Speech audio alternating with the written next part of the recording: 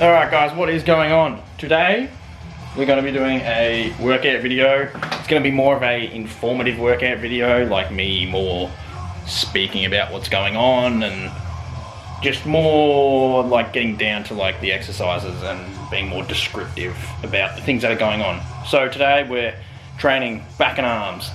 Yeah, I'm not going to dawdle around it and let's get into it.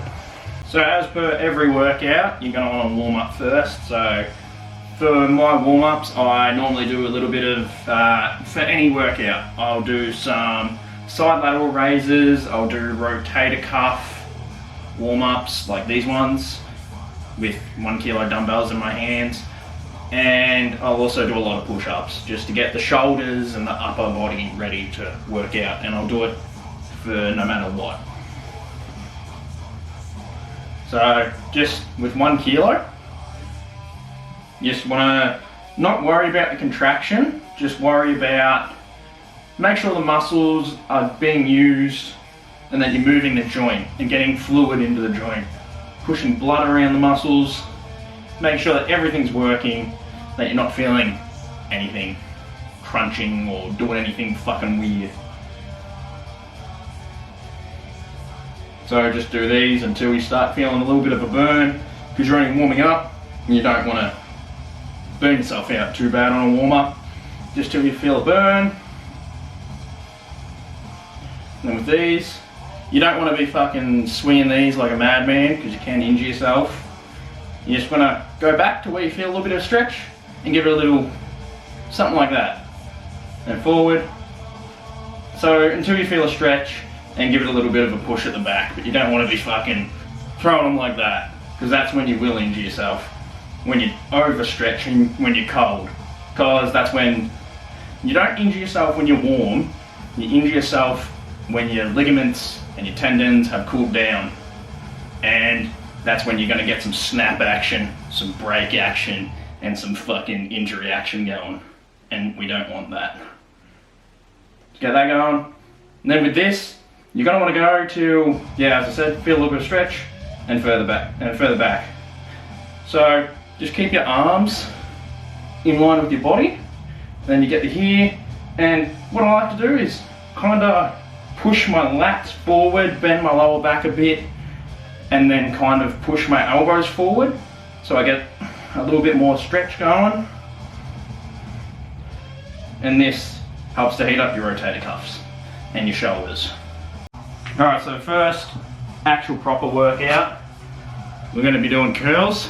So because we're not exactly fully heated up yet, you just want to go nice and light.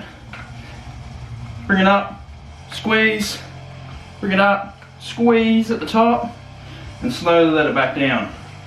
Because where you're going to make most of your bicep gains is on the, I forgot what it's called, eccentric, on the way down. That's where you're going to make most of your bicep gains, on the squeeze and on the way back down, not on the way up. Now obviously I'm going to go heavier than this, but just for a beginning, for a benchmark, because we're not exactly fully heated up yet, you're just going to want to stay nice and light so you don't snap some shit up.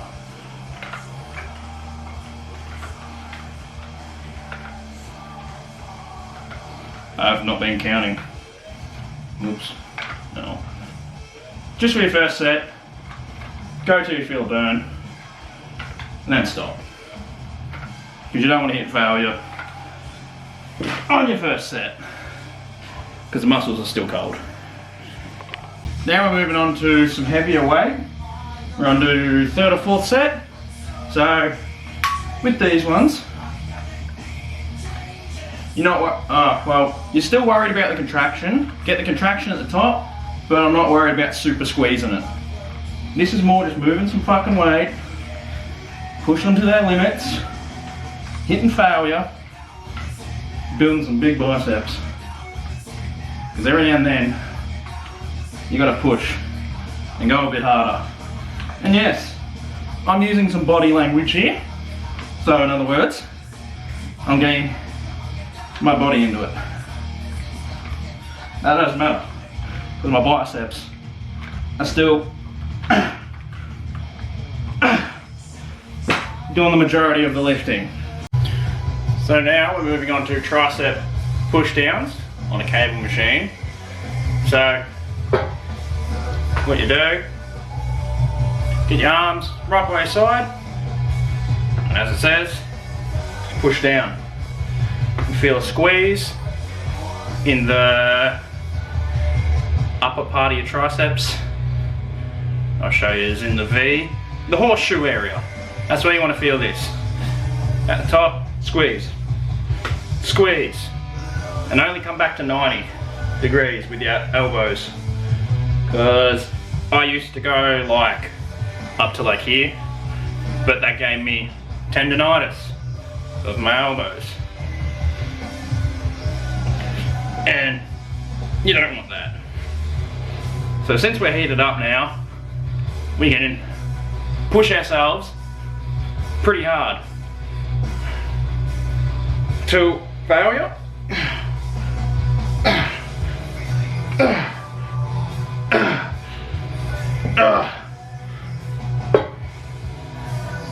So when you squeeze at the top, you see that V shape at the top there? Right there. Right there. That's where you want to feel it. Alright, so now we're done with the tricep pull downs. Now we're going to be supersetting hammer curls with overhead presses. So with hammer curls, I'll bring it up to a squeeze, and you can go kind of heavy on hammer curls.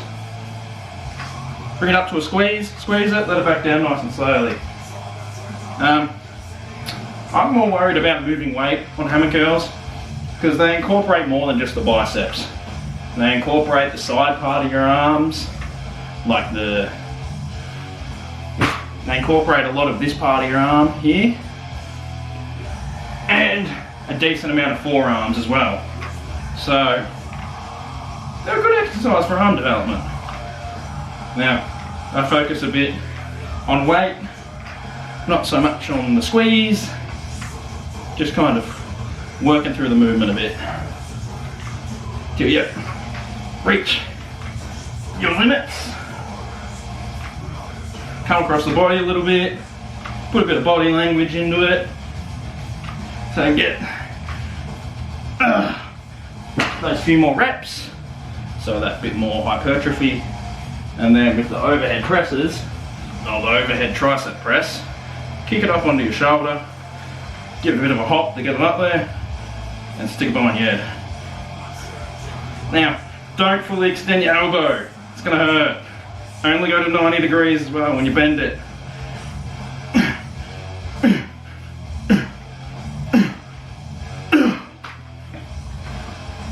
I think that was 10. I don't know. I'm bad at counting. I did the calculations, but damn am I bad at maths. Make the weight controlled. Make sure that you're controlling it. Take it up. Don't fully lock out your elbow. Save your joints. Work your muscles. And I haven't counted. That'll do. But yeah, arm development. I'm coming up. Alright. Whoa, that was a bit hardcore of a drop. So now we're doing barbell rows. So how I like to do mine, I like to make sure that I'm nice and wide, so where the knurling is, put my thumbs on the knurling where it begins and pick it up from there. Bring it forward, bend down, and I just bring it into my thighs, into my hips. Keep my wrists from angling. Stay pretty bent over. And get some weight moving. Woo! Now, barbell rows are good for overall back development as well as strength. Okay, so now we're we're moving on to some pull-up action. Pull-ups are probably the hardest exercise to do because it doesn't really involve any weight, it just involves lifting your fat ass up off the ground. And so that's pretty hard when you're quite a hefty lad, but I like to go nice wide shoulders, and I'm probably only going to get like 5 of these, not even. Alright.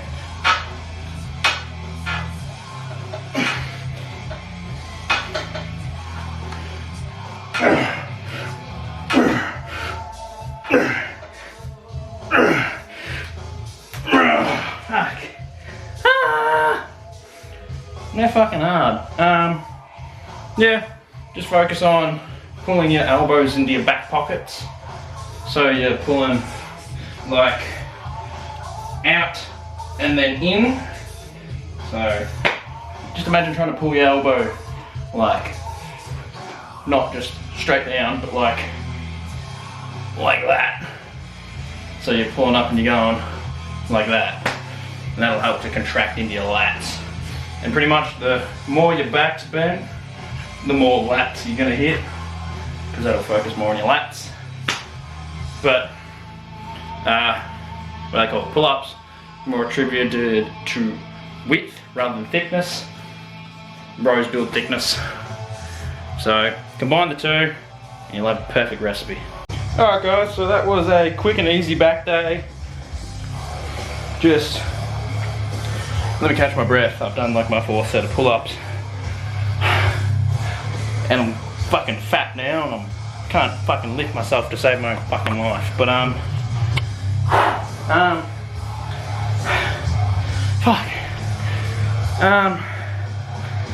So we did dumbbell curls, tricep extensions, and then hammer curls supersetted with overhead tricep extensions. And then we moved on to barbell rows, did pull-ups, and then I did a couple of supersets of pull-ups and barbell rows. So that's arms and back done. Quick, easy, not overdoing it, getting the workout in, worth it. And I'll see, well, that's it. Alright, see you guys at the next one.